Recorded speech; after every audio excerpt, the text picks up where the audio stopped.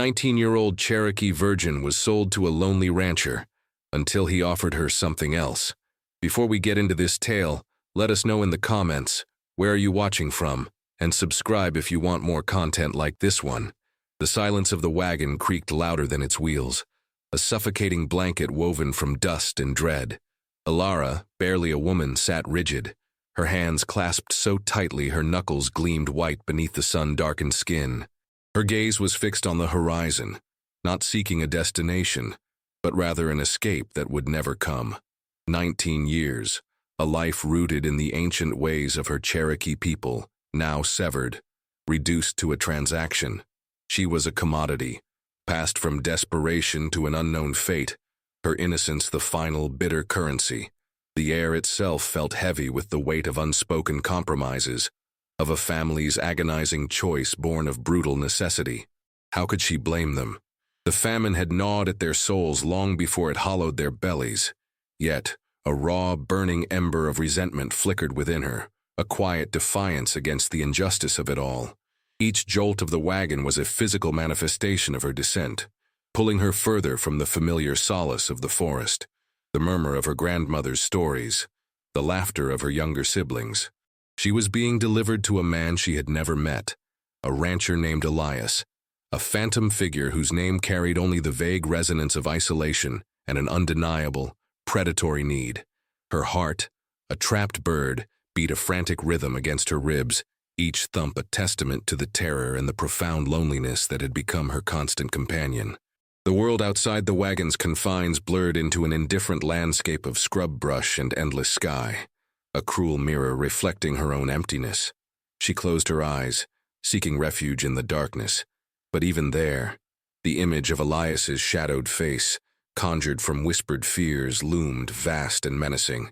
She knew only that he was a white man, solitary, and that he had paid a substantial sum, enough to save her family from starvation for a season. A season. What was her life worth? A fleeting reprieve for others, a permanent desolation for herself. The irony of it, a life given to save life, yet stripped of its own. The wagon finally groaned to a halt, jolting Alara from her tormented reverie. The silence that followed was even more profound than the journey, punctuated only by the distant bleating of sheep and the mournful cry of a hawk circling high above. Elias's ranch materialized before her, a stark, weather-beaten edifice clinging to the desolate landscape like a desperate memory.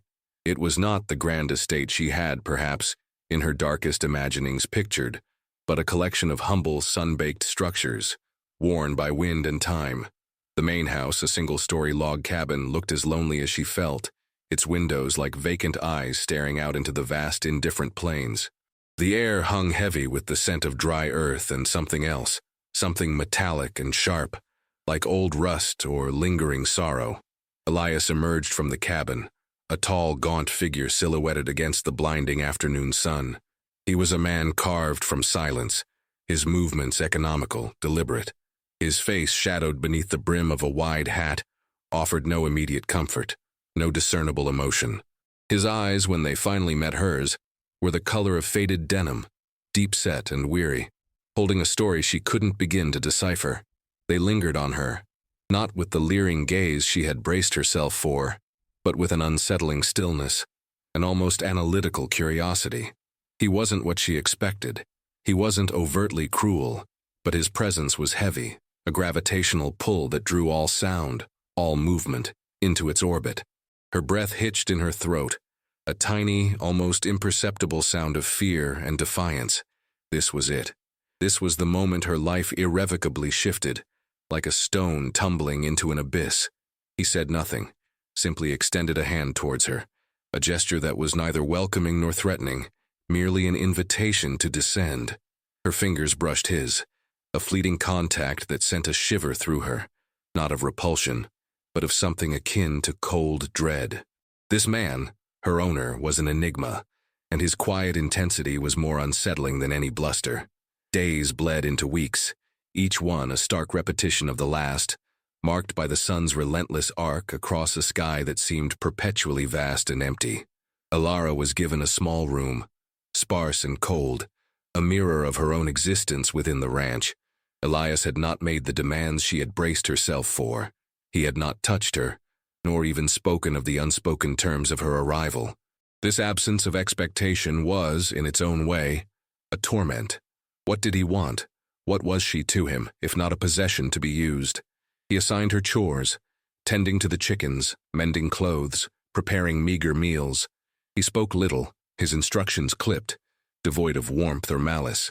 He would watch her sometimes from the doorway, his gaze unreadable, a silent question she couldn't answer. She would feel it, a prickle on her skin, a tightening in her chest, and she would redouble her efforts, polishing the worn wood until it shone, kneading dough with a furious, almost desperate energy. She was a ghost in his house, and he, a silent sentinel. The dynamic between them was a taut, invisible wire stretched to breaking point by unarticulated needs and unspoken fears. There was a peculiar, almost desperate loneliness about him that she began to sense, a profound isolation that resonated, strangely, with her own. He lived his life in stark solitude, his only companions the land, the livestock, and now, her. He worked from dawn till dusk, his back bent against the elements, his face perpetually etched with fatigue. Sometimes, late at night, she would hear him moving about, a soft creak of floorboards, a sigh, a muffled cough. These were the only sounds that broke the ranch's pervasive quiet, a quiet that swallowed all other noise, all other hope. She knew the societal stories of men like him, men who bought women. She waited for the shoe to drop, for the mask to fall, for the true face of his desire to reveal itself. But it never did. It was this waiting, this constant state of suspended dread, that was more taxing than any physical labor. It chipped away at her composure, leaving her raw and exposed, utterly vulnerable to the whims of a man who remained, stubbornly, an enigma. A sudden gust of wind rattled the single window pane in her room, a stark reminder of the world outside, the world she had lost.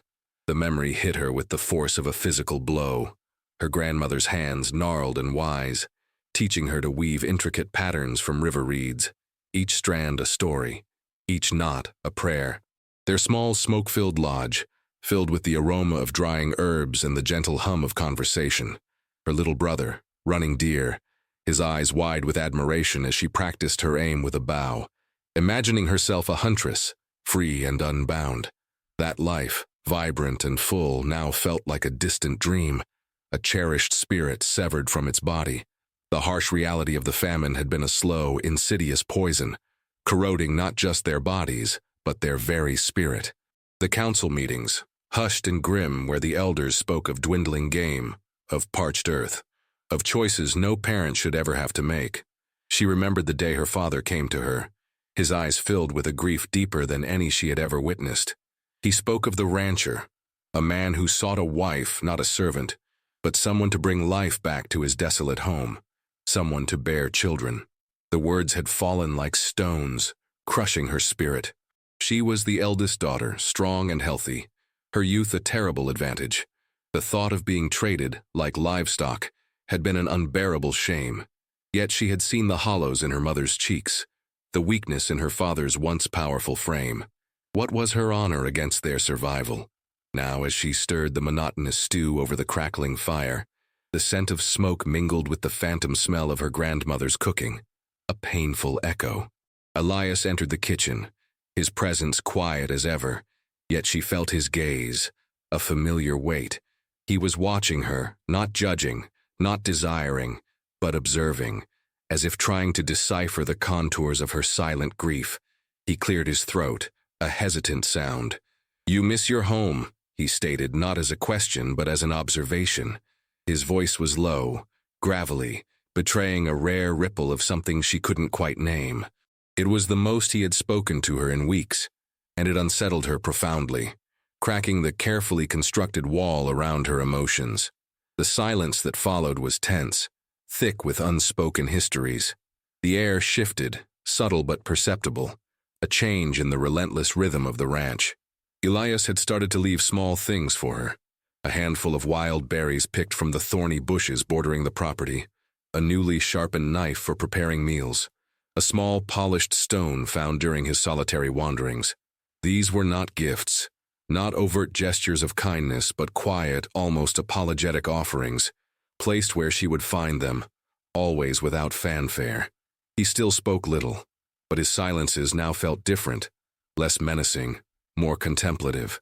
She began to notice the small tremors in his hands when he poured coffee, the deep lines etched around his eyes that spoke of untold sorrows, the way he would sometimes stare out at the vast empty plains, as if searching for something lost beyond the horizon. He was not merely lonely, he was haunted. One evening, as a sudden violent storm lashed against the cabin, rattling the windows and moaning through the eaves, Elias sat by the hearth, stoking the dying embers. A deep sigh escaped him, a sound of profound weariness that resonated within the small, confined space. Ilara, watching him from the shadows, felt an unexpected pang of something akin to pity. It was a fleeting, almost unwelcome sensation, disrupting the carefully cultivated indifference she had wrapped around herself. He was not the brutish figure of her fears, nor the insatiable predator of societal whispers. He was a man, adrift in his own desolate world, carrying a weight that seemed too heavy for one soul. The flickering firelight cast long, dancing shadows across his face, accentuating the stark planes of his cheekbones, the faint tremor of his lips. He picked up a piece of driftwood, gnarled and smooth, turning it over and over in his calloused hands. His movements were slow, deliberate, as if each action carried a monumental significance. The storm howled outside, a wild, untamed thing, but inside a new tentative quiet began to settle, born not of fear, but of an unspoken recognition. She saw not a master, but another captive, bound by circumstances as surely as she was, perhaps even more so by the unseen chains of his own history. One evening, as the last vestiges of twilight painted the western sky in hues of bruised purple and fiery orange, Elias entered the kitchen where Ilara was kneading dough, her movements practiced and almost meditative. The air was thick with the scent of yeast and unspoken words. He stood by the doorway, his silhouette framed against the fading light, casting a long shadow that stretched across the floor. He cleared his throat, a low, hesitant sound that broke the silence with a jarring abruptness.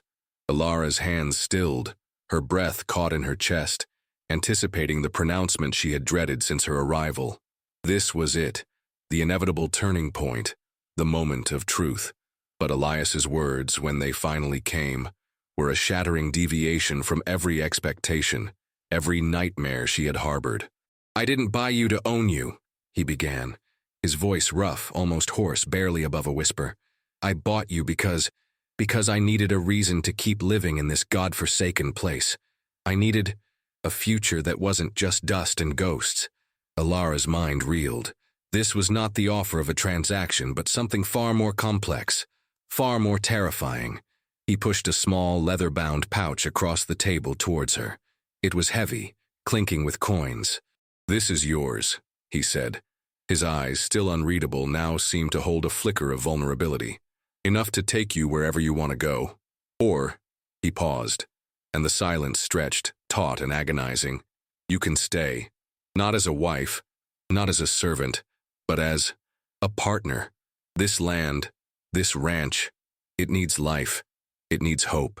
It needs someone to build something new, not just survive the old." The words hung in the air, heavy with the weight of possibility and profound disbelief. He offered her not simply freedom, but a choice, a terrifying, beautiful, almost unbelievable choice. The unspoken, profound implication was that he, this desolate man, was offering himself, his solitary existence, his very future, into her hands. The room suddenly felt too small, too hot, stifling with the enormity of his revelation. The pouch felt impossibly heavy in Ilara's trembling hands, its weight a tangible manifestation of the choice laid bare before her. Freedom. The word tasted foreign on her tongue, almost bitter. A concept so long denied it now felt like a cruel mirage. Her mind raced, a frantic kaleidoscope of images. Her family's desperate faces, the long, arduous journey, the suffocating shame of being sold. How could she simply take the money and vanish? Her people's honor, her own deep-seated cultural reverence for family and community, screamed against such an act. Could she truly abandon them, even with the means to start anew elsewhere? And this man, Elias, who sat before her, his gaze unwavering, had he truly offered her not just release, but partnership? The notion was so alien, so utterly contrary to everything she had been taught about her place in this new, brutal world. A flashback, sharp and searing, pierced through her thoughts. The day her oldest aunt, a woman of formidable spirit, had been forced to marry a cruel traitor, her defiant eyes slowly dimming over the years. That image, a stark warning, echoed in her mind. Trust was a luxury she could not afford, a weakness in a world that had shown her nothing but betrayal. Even a gift, an unexpected kindness, could be a trap, a more insidious form of ownership.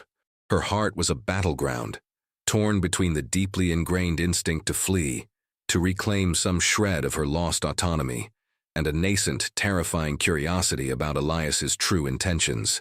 What kind of man, after paying such a price, would offer everything back? There was a complexity to his solitude, a hidden sorrow that resonated with her own. Was this an act of redemption for him, or merely another twist in her cruel fate? The coins in the pouch seemed to burn her skin, not with the promise of liberation, but with the searing heat of an impossible decision. The starkness of Elias's offer, born from the raw honesty of his desperation, began to chip away at the carefully constructed walls around Alara's heart. She started to observe him with new eyes, searching for the hidden currents beneath his stoic surface. She noticed the way he meticulously repaired broken fences, not just out of necessity, but with an almost reverent attention to detail, as if mending something precious. She saw the quiet grief in his gaze when he looked at the distant mountains, a landscape that seemed to hold both solace and unbearable memories for him. There was a story there, a past as deeply scarred as her own, hinted at in the haunted silence that often enveloped him. She began to piece together fragments: an empty grave in the small, overgrown cemetery behind the cabin, marked only by a weathered stone, too small for an adult, a child's worn wooden toy, carefully placed on a high shelf in the otherwise utilitarian living room, the distant, almost imperceptible sigh that sometimes escaped him in the dead of night. He had lost something, someone, perhaps everything, in a way that echoed her own profound losses. His loneliness was not merely a state of being, but a deep, unhealed wound. Then, one blistering afternoon, a harsh intrusion broke the ranch's fragile peace. A rider, a burly red-faced man named Jenkins from a neighboring larger ranch, thundered up, dust billowing behind him.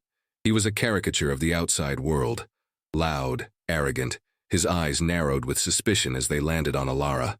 "Heard you finally got yourself some company, Elias," Jenkins sneered, his gaze raking over Alara with a proprietary leer that made her skin crawl.